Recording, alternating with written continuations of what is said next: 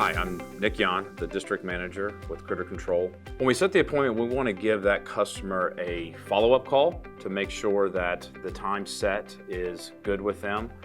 Generally, we want to also make sure that we do call prior to arrival, at least 30 minutes beforehand. Once we get to the property, we want to be able to identify exactly what the original complaint is about. We'll go straight to the source of where our customers are having problems, and we'll do a thorough investigation in the attic space, the interior of their home, basement and crawl space if applicable. At the end of the inspection, we want to be able to present our customers with a goal and a plan of action to help them solve their problem.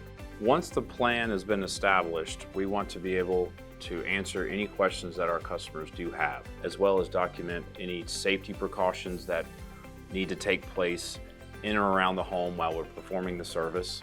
We also want to make sure that the customer is comfortable with the way that we will be handling and humanely removing the wildlife.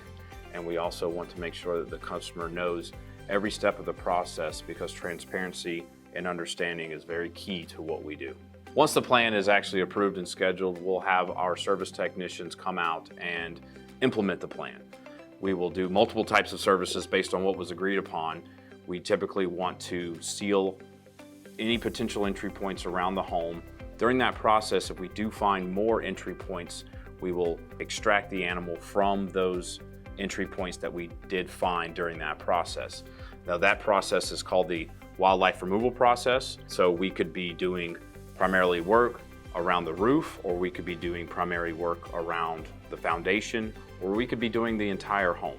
So if we're doing the entire home, we will be from the top all the way to the bottom. If we're doing something around the foundation, stick strictly to the foundation. After the job is complete, we want the customer to receive a customer satisfaction call from our quality control department or their original sales consultant. This ensures that the customer has had a great experience with us, our employees, and our company. If there's any problems or concerns, we will address them at that point in time.